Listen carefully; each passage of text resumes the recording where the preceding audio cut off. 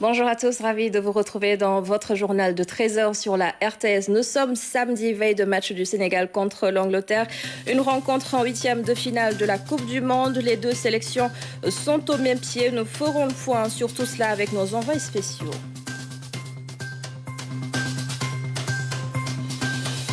L'actualité du jour, c'est aussi cette audience au Palais de la République. Le chef de l'État a reçu le directeur général délégué de Société Générale. Ils ont évoqué entre autres les 60 ans d'engagement de la Banque au Sénégal et son implication dans l'économie nationale. Et nous ouvrons justement ce journal avec le chef de l'État Macky Sall qui a quitté Dakar aujourd'hui pour prendre part au 62e sommet de la CEDEAO et au 23e sommet de l'UEMOA prévus les 4 et 5 décembre respectivement à Abuja et Abidjan. Les travaux de ces deux sommets porteront sur des questions politico-sécuritaires ainsi qu'à la vie institutionnelle des deux institutions communautaires. Et à son départ, le chef de l'État a été salué par le Premier ministre et d'autres autorités civiles et militaires. Son retour est prévu le 5 décembre prochain.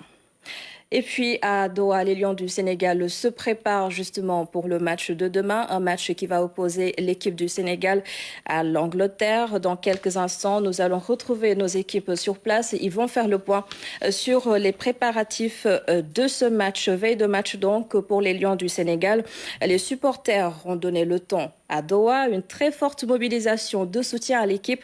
Et Pape Birame Ndiaye a suivi le rassemblement organisé par Alekaza dans les rues de Doha. Reportage. Deux absents de taille à la séance d'entraînement de ce jeudi. Nampalis Mendy et Youssouf Sabali, laissés au repos.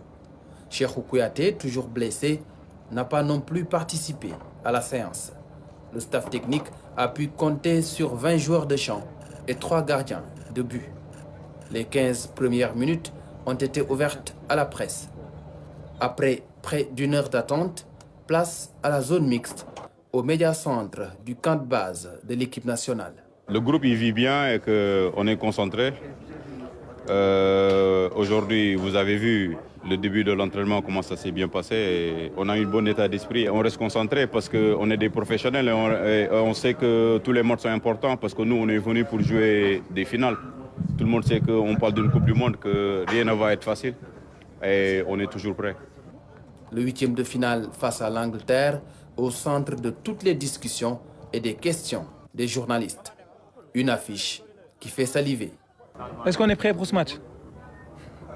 Il faut juste regarder l'affiche. C'est une belle affiche. Il faut juste croire en nous. C'est le plus important, c'est de croire en nous. On sait très bien que c'est une équipe pas facile à jouer. Donc on a toutes nos chances aussi. Donc à nous de faire le maximum. Et après, on verra. Hein. Nous préparons le match comme nous avons préparé les matchs. On prépare ce match comme on l'a fait dans les rencontres précédentes. On prie pour une issue heureuse. Ce groupe est une famille. On travaille pour aller de l'avant. Nous croyons en notre équipe, quel que soit l'adversaire. Les Français pensent que l'Angleterre nous battra. Nous connaissons nos forces et notre potentiel. Nous jouerons ce match pour le gagner. Donc, nous allons pour gagner le match, Inch'Allah. Beaucoup d'envoyés spéciaux de la presse anglaise ont assisté à la séance d'entraînement des Lions, à la quête d'infos utiles sur l'équipe du Sénégal. Et c'était plutôt le point avec Ibrahim Mboup sur la dernière séance d'entraînement des Lions du Sénégal au Qatar. Et cette fois, c'est la bonne. Nous retrouvons Pape Birame Ndiaye qui nous parle de ce rassemblement, une très forte mobilisation de Alekaza dans les rues de Doha.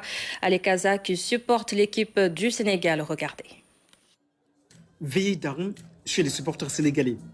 Alekaza, dont le tempo d'une montée en puissance de l'équipe nationale du Sénégal dans cette Coupe du Monde Qatar 2022.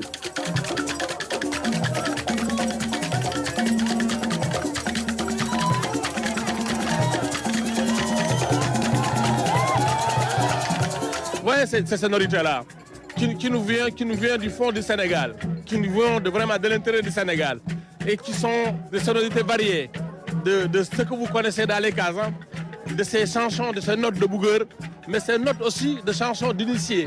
Et qui disent, sa chanson dit, nous sommes prêts pour la finale. C'est ce que dit la chanson. Nous sommes prêts.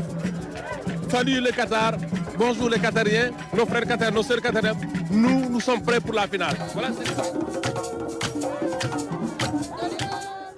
dont les sonorités issues de la Verte Casamance, on sent la présence d'un homme, Sadio Mané.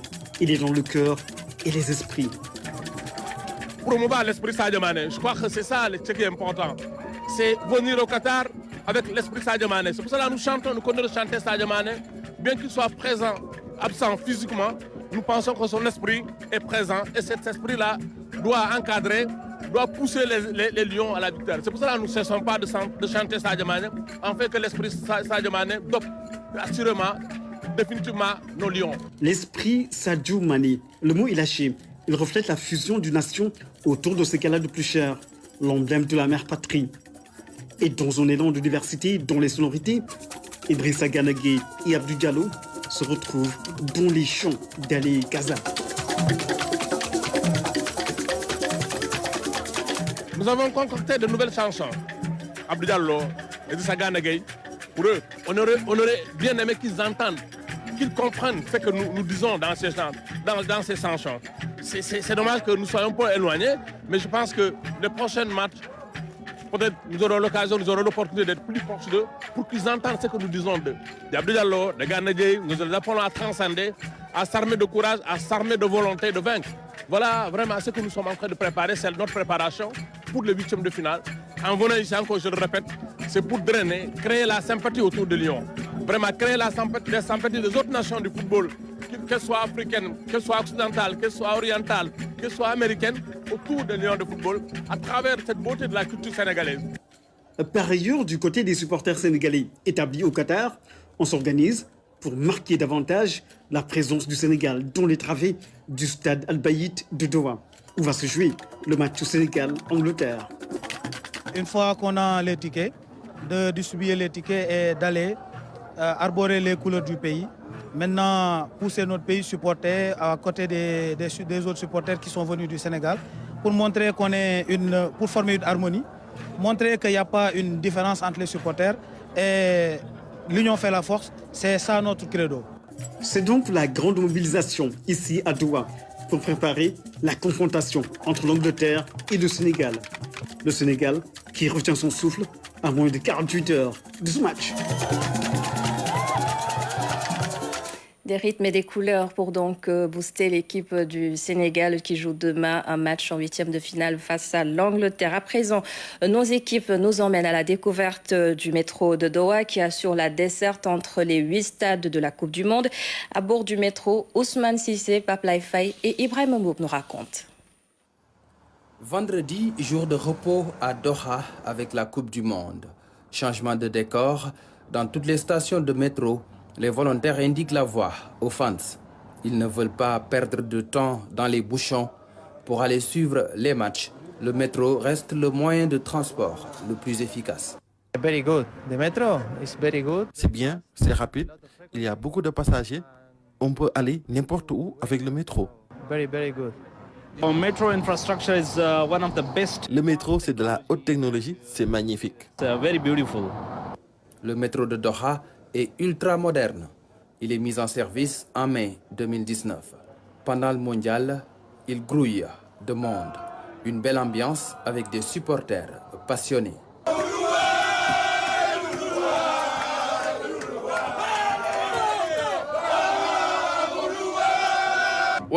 Nous prenons souvent le métro pour aller au stade.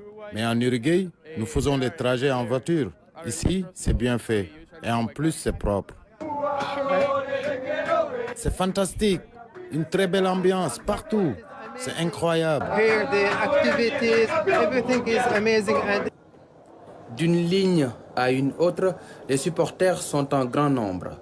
Les affiches du jour mobilisent beaucoup de monde. À bord du métro, on arrive à contempler les autres facettes de Doha. Après un trajet d'Al-Sad à Al-Wakra, la dernière station, c'est la descente.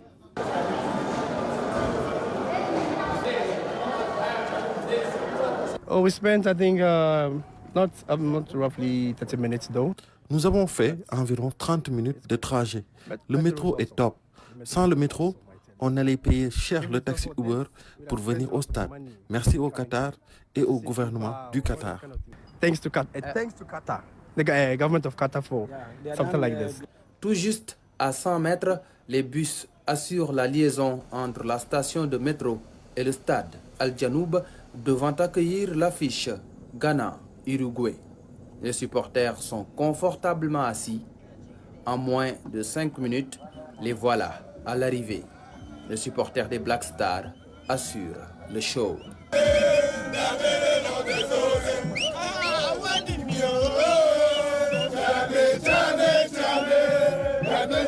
Ils sont accueillis sur le parking spectateur du stade dans la pure tradition qatari.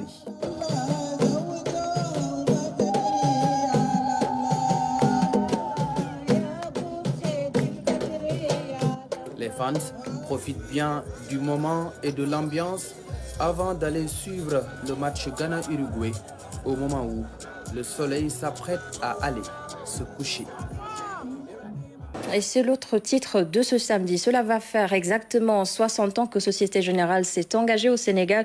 À cette occasion, le directeur général délégué de la banque a été reçu en audience au Palais de la République avec le chef de l'État. Ils ont notamment abordé le soutien aux PME, oui, j'y arrive, ou encore l'implication de Société Générale dans l'économie locale. Au micro de la RTS, le directeur général de la banque est revenu sur tous ces points. Nous avons d'abord commencé par évoquer le 60e anniversaire de l'engagement de la Société Générale au Sénégal, puisque ça fait 60 ans que nous sommes présents. C'était aussi l'occasion de présenter le nouveau directeur général de notre filiale, Harold Kofi, qui a pris ses fonctions il y a quelques mois. Et puis surtout, c'était pour parler de notre ambition partagée, compte tenu des formidables projets qu'il y a dans le pays, alors qui sont des projets d'infrastructure, des projets de l'État, et on les a très largement passés en vue. Ils sont absolument essentiels pour le présent du pays et pour son avenir. Et puis ça a été aussi l'occasion de parler de notre engagement et de notre soutien auprès des entreprises, notamment des PME, ainsi que des particuliers. Puis aussi, on a abordé tout le sujet de l'implication de Société Générale dans l'économie locale, puisque nous sommes non seulement une banque, mais aussi un employeur important. Nous avons des back-office mutualisés qui sont présents ici à Dakar. Nous avons aussi des services monétiques qui traitent toutes nos opérations pour l'Afrique de l'Ouest. Donc voilà, c'était un formidable moment, l'occasion de partager toutes ces ambitions. On est véritablement dans une logique de partenariat long terme. On croit à l'énergie vitale qu'il y a dans ce pays et la Société Générale sera ravie de l'accompagner. Et puis on s'arrête maintenant sur le rôle du journaliste dans la lutte contre le terrorisme. La coalition islamique militaire contre ce fléau y réfléchit actuellement à Riyad, dans la capitale de l'Arabie Saoudite. Plusieurs spécialistes de la question y participent. Notre envoyé spécial également, Moussa Mané. Loin des immeubles qui poussent comme des champignons dans la capitale Riyad, sur un coin du désert, se dressent les bâtiments qui abritent le siège de la coalition islamique militaire contre le terrorisme. Après le 11 septembre, les pays islamiques sont sous l'œil du cyclone, avec toutes sortes d'attaques par les groupes terroristes. C'est ainsi qu'en 2015, l'Arabie saoudite a appelé à la mise en place d'une coalition. Sa mission est de coordonner la lutte contre ce fléau des temps modernes. Il s'agit ici de combattre la rhétorique en montrant la diversité intellectuelle de l'islam. Pour ce domaine, les médias demeurent un allié de taille, d'où le symposium qui a pour thème « Rôle des médias dans la lutte contre le terrorisme ». Les terroristes deviennent des maîtres des médias en connaissant et en appliquant les principes de buse médiatique dans la plupart de leurs activités. Non seulement ils possèdent maintenant l'équipement technique nécessaire comme les caméras vidéo et les équipements Internet, mais ils savent généralement lire l'heure et créer les images qui peuvent assurer un impact maximal à travers les médias. Parmi les intervenants, le ministre sierra-léonais de l'Information et de la Communication. Il est revenu sur les mécanismes mis en place par son gouvernement pour protéger la population contre ce fléau. Toutefois, la menace est là, a-t-il dit. We have to get prepared. Le terrorisme gagne de plus en plus du terrain en Afrique de l'Ouest. On doit tout faire pour faire face à ce phénomène. Et pour cela, je pense que nous devons mettre l'accent sur l'éducation et la formation des jeunes afin qu'ils se détournent des discours des terroristes. Nous devons aussi travailler pour éradiquer la pauvreté. Le docteur Ibrahim Zakaria Moussa de l'Université islamique des Maldives est revenu sur l'utilisation des médias par les terroristes. Donc les professionnels des médias doivent avoir de la science, d'avoir des méthodes pour la lutte contre ce type de terrorisme. Les méthodes utilisées par les terroristes pour influencer les esprits. Le terrorisme, un phénomène médiatique, politique et social, et les journalistes sont appelés à jouer leur partition. Ce panel était un moment très intéressant et très riche, puisqu'on a compris par là, on a compris davantage, ou je dirais on a appris davantage sur les rôles qui sont les nôtres, de sensibiliser, d'informer, mais surtout de ne pas se faire utiliser. La question de la formation, du renforcement des capacités des journalistes est essentielle et centrale si on veut, comme le phénomène est médiatique, comme le phénomène est communicationnel, on ne peut le combattre que par la communication, par les médias. Et pour cela, il faut outiller les journalistes, et pas de façon sporadique ou de façon isolée, mais de façon permanente avec des modules bien ciblés, des actions bien structurées de formation, de renforcement des capacités, de façon continue. Toutefois, il faut les outiller. Pour cela, des pistes de solutions sont évoquées. C'est le cas de l'organisation de la conférence islamique qui est citée ici pour venir en soutien aux journalistes afin qu'ils aient une expertise pour mieux traiter les questions liées au terrorisme. Retour sur Dakar, le ministre de l'eau et de l'assainissement s'engage à améliorer la distribution de l'eau au Sénégal. Cela va passer par le renforcement des infrastructures et des investissements. Serigne Mbaye Thiam défendait le projet de budget de son ministère à l'Assemblée nationale. Le montant est arrêté à plus de 131 milliards de francs CFA. Philomène Constance Diagne. En soumettant un budget de plus de 320 milliards en autorisation d'engagement aux députés, le ministre de l'eau et de l'assainissement a tenu à décliner le bilan de l'exercice en cours, non sans mentionner les perspectives pour 2023 dans le rapport. Dans ces objectifs figure le besoin d'atteindre l'accès universel à l'eau potable à travers la réalisation et le renforcement des infrastructures, tout en assurant la qualité et l'équité dans la fourniture du service public de l'eau. L'amélioration durable et la sécurisation à l'assainissement à travers des investissements nécessaires pour assurer une gestion adéquate des eaux usées, des excréta et des eaux pluviales est aussi au programme. Et pour plus rassurer une gouvernance transparente et performante du secteur de l'eau et de l'assainissement sera exécutée dans un cadre institutionnel. Malgré ces engagements, les élus du peuple n'ont pas manqué de faire des observations et suggestions, mais surtout exposer leurs inquiétudes face à certains problèmes qui ont pour nom Sen'Eau, avec ses factures jugées chères, surtout en milieu urbain. Une multiplication des campagnes de branchements sociaux dans les zones rurales a été à la demande. Les députés ont voulu aussi avoir des informations sur les retombées du 9e Forum mondial de l'eau. Les pannes récurrentes de forage dans plusieurs localités ont été mentionnées. À propos du secteur de l'assainissement, le curage régulier des canaux et l'écrêtage des bassins de rétention a été sollicité.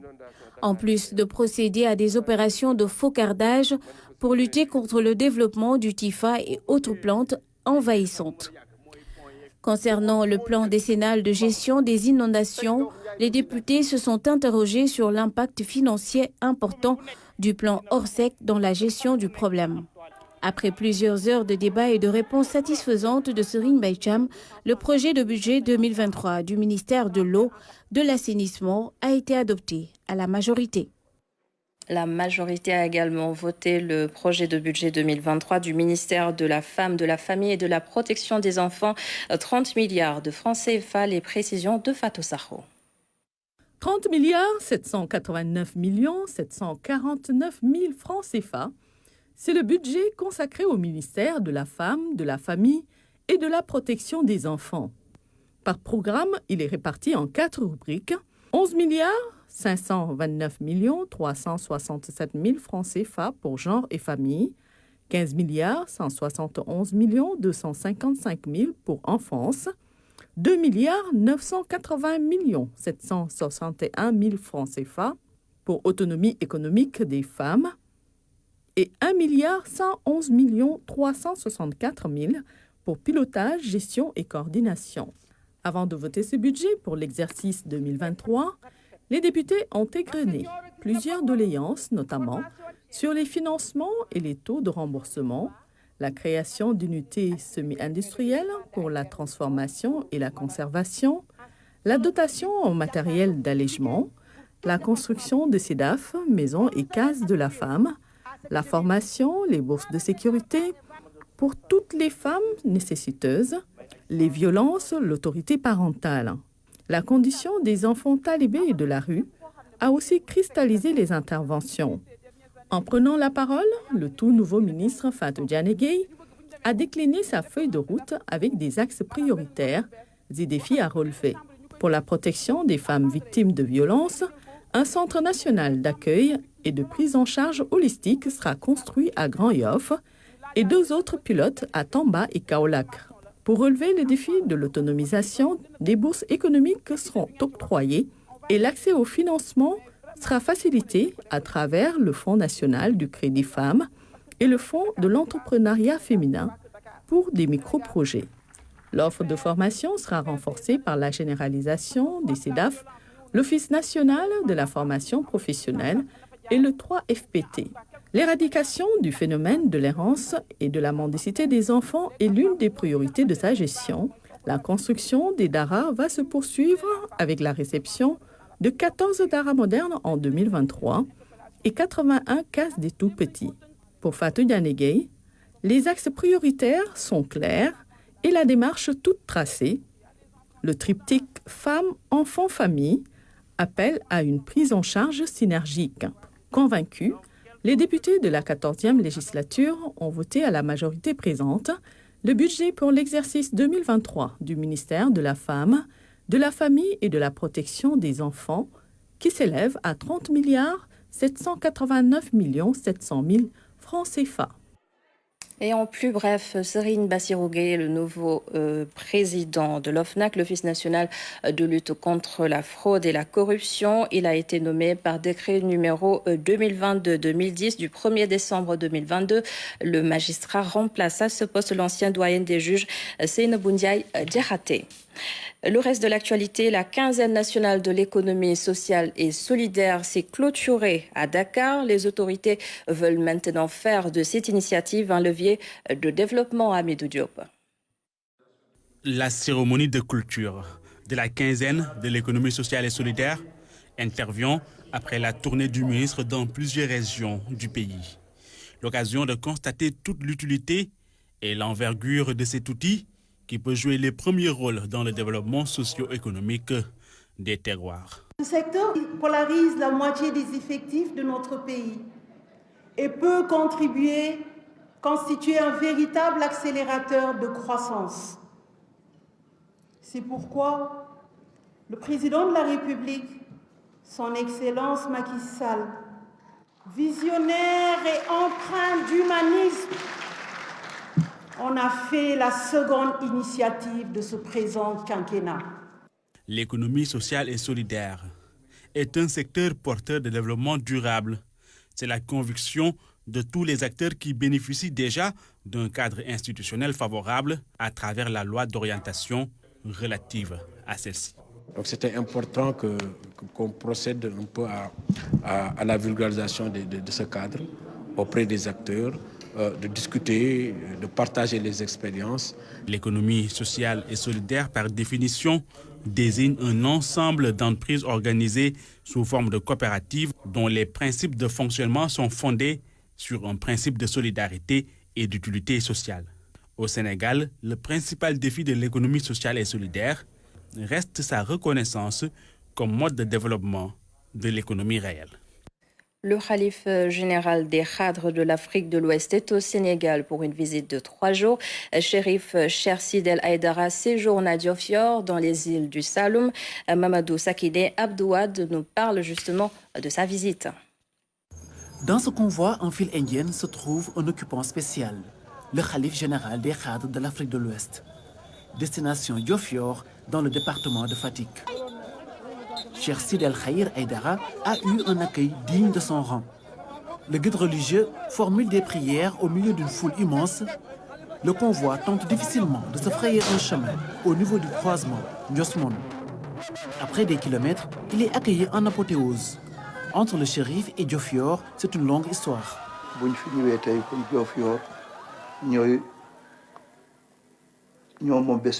Nous sommes honorés d'être à Diofior les 1er, 2 et 3 décembre. C'est ici que notre grand-père, Cheikh Sadibou, a prié pour notre père.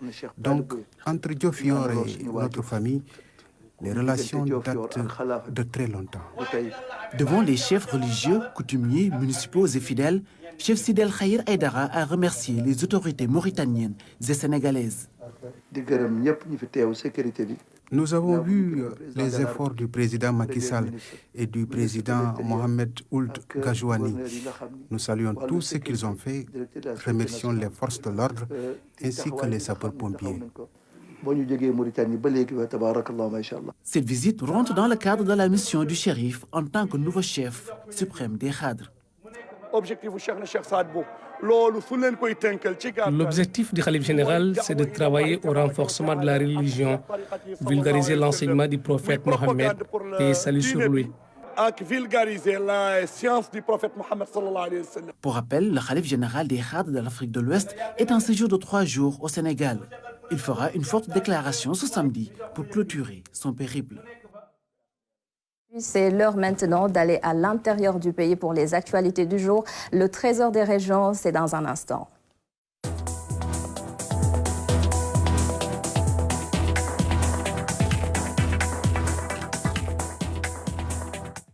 Nous allons d'abord rester à Dakar pour parler du lancement du programme Santé urbaine qui a été lancé à Wakhinane Nimzat à Guédiawaye. Le ministère de la Santé et l'USAID joignent ainsi leurs efforts pour assister les populations vulnérables. Les détails avec Ndeye Koumba Ndiaye. La commune de Wakhinane Nimzat a abrité la cérémonie de lancement officiel du programme USAID Santé urbaine qui a pour objectif de réduire les disparités en matière d'accès aux soins de santé dans les districts sanitaires de Yeumbeul, Keur Massar et Guédiawaye. La santé de la mère, des nouveau-nés, des enfants et des adolescents demeure une priorité de premier ordre pour son Excellence, M. Macky Sall, président de la République. Cette option prise par le chef de l'État s'inscrit dans l'opérationnalisation de la vision d'un Sénégal où tous les individus, les ménages et les collectivités bénéficient d'un accès universel à des services de santé de qualité sans aucune forme d'exclusion. L'USAID, en collaboration avec le ministère de la Santé et de l'Action sociale, soutient les communautés locales en vue de réduire la mortalité maternelle et infantile et de prévenir les maladies. Ce projet de santé urbaine nous oblige à réfléchir et à agir de manière créative. C'est un expériment de méthodes, des méthodes nouvelles et innovantes de prestations et promotion de services de santé. Nous espérons que ce projet servira de modèle à d'autres projets urbains intégrés.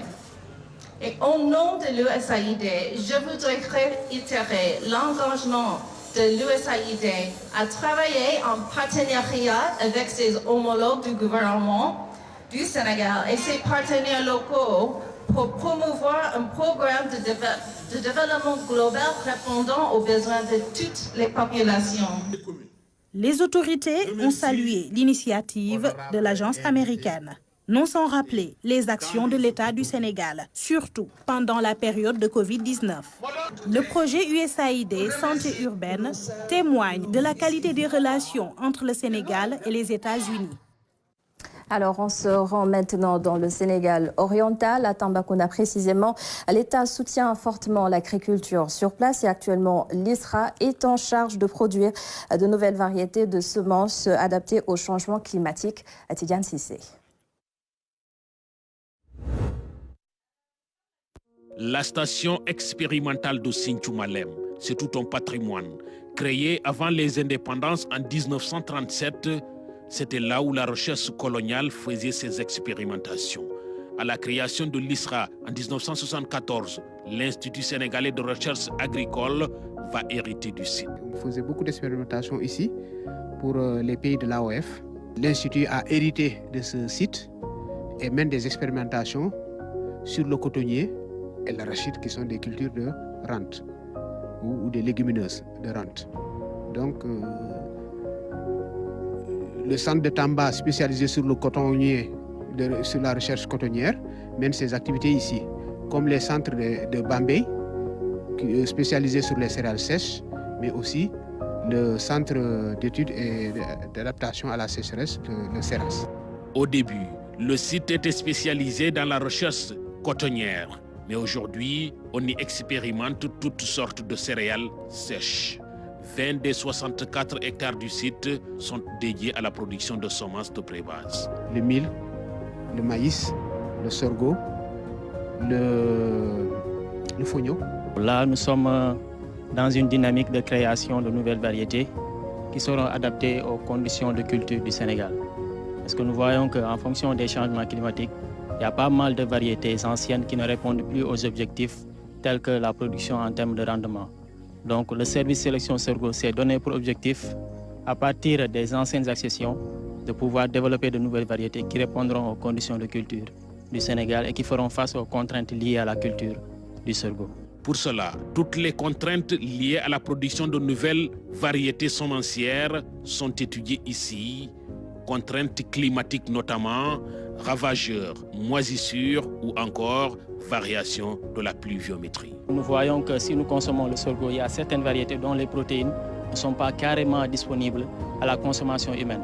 Donc le CNRA également s'est visé comme objectif d'améliorer certaines variétés de sorgho pour permettre la consommation humaine, que ça puisse se faire de façon beaucoup plus efficace, de telle sorte que l'homme pourra consommer les protéines du sorgho. Au total, ce sont 15 essais qui sont réalisés cette année dans ce site. Là, la superficie fait 2,5 hectares. Et dans ces 2,5 hectares-là, nous avons 15 essais. Et chaque essai en fonction du dispositif expérimental qui nous permettra de réaliser l'expérience donnée. Là, on a fait un essai autant pour moi, association coton arachide. Donc, le but de l'essai, c'est de voir en fait le rendement de l'association arachide coton. Et là, ce qu'on recherche en fait sur l'association, c'est de voir d'abord que l'arachide, d'abord, c'est des légumineuses. Donc, l'apport que ça va apporter sur le coton, mais aussi sur les ravageurs. Avec les piqueurs suceurs, donc quand ils vont l'arachide, ils vont essayer d'aller sur l'arachide au détriment des cotons. Là aussi, c'est un aspect positif, mais aussi sur le rendement. Depuis 2017, la mission assignée à cette ferme semencière est de tester de nouvelles variétés de semences avant de les mettre à la disposition des producteurs du Sénégal. Et puis, Ouarkhounghouna est une localité située dans le département de Kaolack. Plusieurs quantités de riz y sont produites chaque année. Par exemple, cette saison, les rendements sont estimés à plusieurs tonnes, largement suffisants pour les producteurs de la localité où nous retrouvons Claire Diop.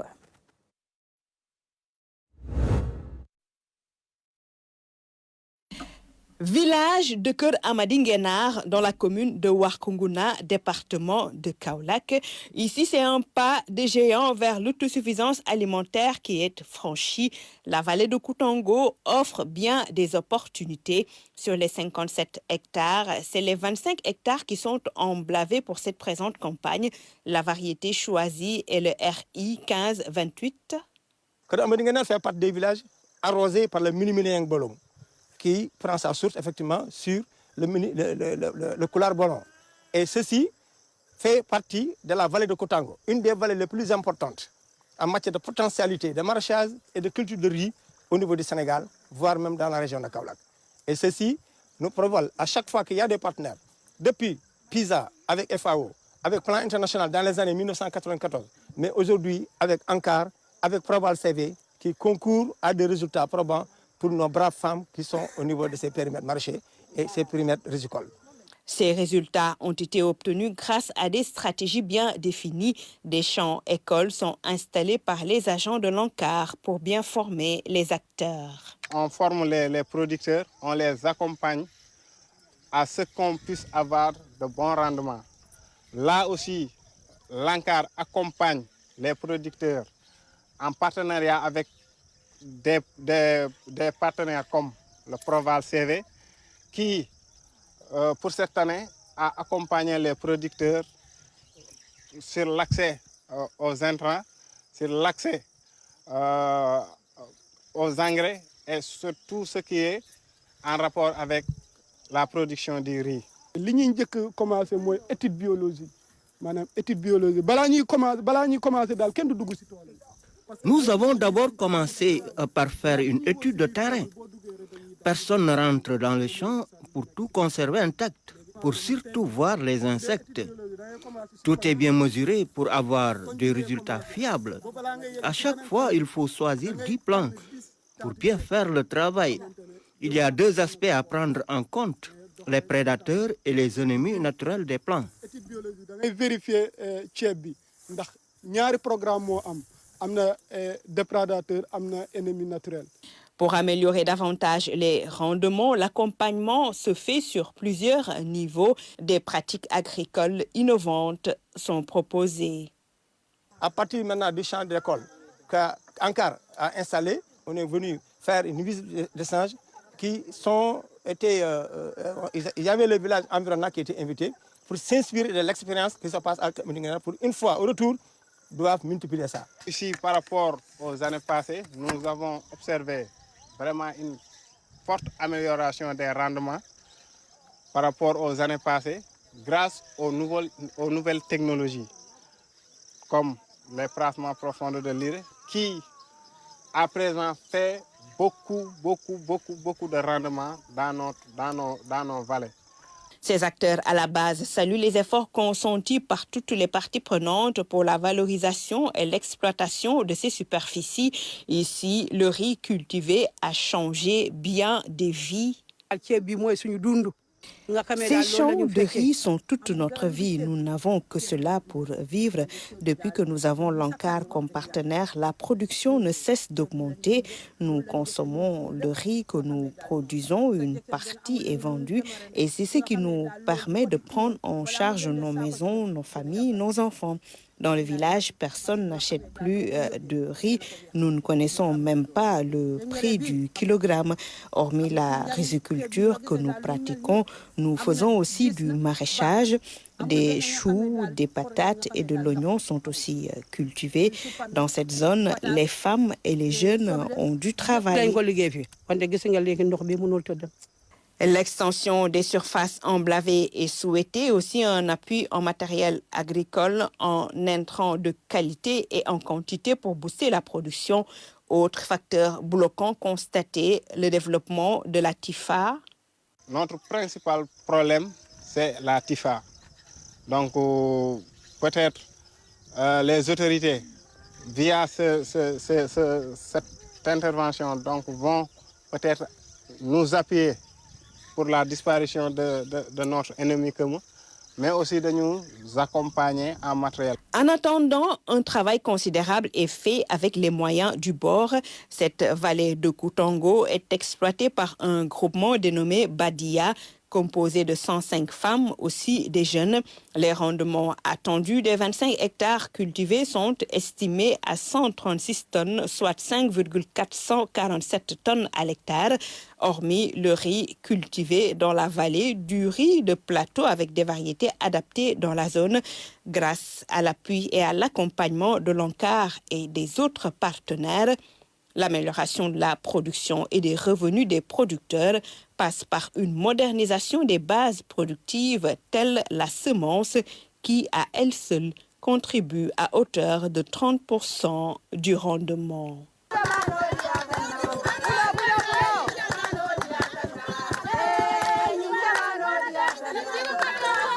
Après l'agriculture, on va maintenant s'intéresser à l'éducation à Matam. Le conseil départemental est en train de construire des murs de clôture pour les établissements scolaires. Et à côté de ces initiatives à saluer, il y a les performances des élèves, des performances qui sont à saluer également, nous dit notre correspondante sur place, Fatoumata Banel Diop. C'est la fin d'une longue et dangereuse cohabitation entre les élèves et les animaux de toutes sortes des villages de Goudoudé et de Sarelio. 2 villages du département de Matam qui ont bénéficié de l'appui du conseil départemental qui a décidé d'ériger des murs de clôture pour ces établissements scolaires. Dieu a fait avec l'aide du conseil départemental, des différents partenaires, mais aussi des villages qui ont eu à participer. Voilà. Donc heureusement, ce projet qui était annoncé depuis fort longtemps verra le jour. Et d'après l'entrepreneur, d'ici 4 mois, Inch'Allah, on aura notre mur. Une doléance qu'on a faite depuis des années. Voilà, parce que les animaux en divagation ont élu domicile ici au sein du collège de Sarelou. Donc, monsieur le président, donc, dans un contexte marqué par une campagne électorale, avait tenu cette promesse-là et qu'il a honorée, franchement. Nous le remercions vivement. Le conseil départemental de Matam, dans sa politique de sécurisation des écoles, a décidé de soutenir l'enseignement. Et grâce à l'appui du PNDL, d'autres écoles pourront bénéficier de ce projet. On faisait au niveau de la réhabilitation pour certaines écoles. On a eu à réhabiliter des murs qui sont tombés. Mais on commence maintenant à construire. J'en profite pour remercier PNDL. Il y aura d'autres aussi certainement qui vont nous appuyer. C'est grâce à notre convention avec PNDL aujourd'hui que nous allons pouvoir, en tout cas, faire ces 2 murs-là. Et on va chercher encore d'autres financements pour d'autres écoles. Parce que vous savez, avec les collèges de proximité ou bien des lycées de proximité-là, souvent, il y a énormément de problèmes, surtout pour les collèges. Les collèges sont loin des villages et les enfants, vraiment, souvent, il y a des problèmes de sécurité. Ces établissements scolaires sont des collèges d'excellence qui ont eu de très bons résultats au BFM l'année dernière. Raison pour laquelle les populations plaident pour l'érection d'un lycée dans leur village. Par ailleurs, des séances de reboisement ont été effectuées dans ces 2 CM par le président du conseil départemental et sa délégation. Et avant de clore ce trésor des régions, je vous propose maintenant d'aller à Kolda pour nous intéresser à la relance du tourisme. Les hôtels ne parviennent pas à se relever tout simplement des lourdeurs de la pandémie de Covid-19. Au-delà de la concurrence, il y a aussi les charges d'exploitation et vous allez le voir dans cette correspondance signée Abdouad. «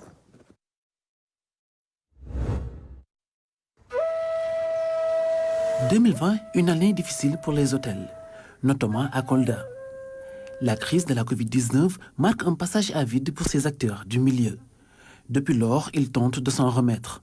Nous, notre activité principale, c'est dans la chasse. Donc le Covid, pratiquement les gens ne voyageaient plus, il n'y avait plus d'avions, donc c'était 0 chasse, quoi. Donc pratiquement, il n'y avait plus d'activité. Et puis nous, nos hôtels étaient fermés, avec l'arrêté ministériel. On commence à régénérer, si on peut se le permettre, parce que ce n'est pas évident. Vous savez, juste après une crise, il y a forcément besoin d'essayer de se remettre sur les pieds. Donc c'est un peu ça, on régénère avec les moyens du bord, sachant qu'il y a des difficultés par-ci, il y a des charges fixes qui ne peuvent jamais attendre, qui sont toujours là. En cette période de basse saison, les hôtels s'en remettent au tourisme local. Est-ce un segment porteur du marché? On pourrait le dire s'il n'y avait pas une concurrence déloyale. On pourrait le dire si les gens ne mettaient pas leur maison à la disposition des clients. Il n'y avait pas des auberges clandestins, il n'y avait pas des lieux, des sites qui hébergent des gens. On pourrait le dire. Mais malheureusement, vu une concurrence déloyale, l'existence de cette concurrence déloyale porterait préjudice au chiffre d'affaires de ces hôtels. Ils appellent ainsi à l'assainissement du milieu. Aujourd'hui, avec l'appui des autorités locales, on pourrait combattre cette concurrence déloyale, sachant qu'on se connaît. Ce n'est pas une grande ville qu'on a, c'est une ville où tout le monde se connaît. Donc on pourrait situer et vite fait trouver une solution à ce problème, qui fait que du coup, on n'a pas forcément beaucoup de clients. Si vous n'avez pas de clients, vous n'avez pas de recettes. On n'a pas de recettes, on a du mal à faire face à nos charges, que ce soit nos charges sociales, que ce soit des imprévus. Donc c'est un peu ça. D'où quand même l'appel qu'on fait aux autorités locales et centrales pour pour qu'ils puissent venir vraiment en aide à ce secteur privé qui, s'il souffre quand même, c'est un pan de l'économie locale qui souffre. La basse saison et les activités para-hôtelières s'accompagnent d'une baisse des revenus, d'où la nécessité de travailler avec les établissements financiers. On ne peut pas travailler tout le temps avec nos propres moyens. De temps en temps, on a besoin de faire des prêts et puis les banques, on a besoin que les banques viennent vers nous et nous soutenir parce qu'on a une garantie, quoi.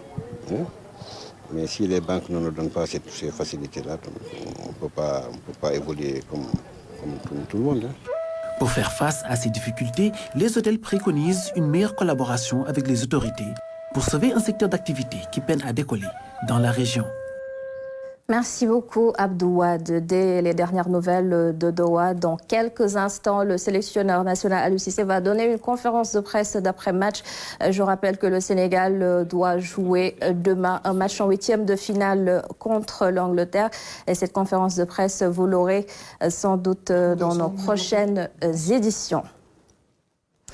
Et c'est donc la fin de ce journal. Merci beaucoup de l'avoir suivi. Merci à l'ensemble des équipes en régie. Mais restez avec nous. Le journal en Wolof dans quelques instants. Il sera présenté par Khalisek.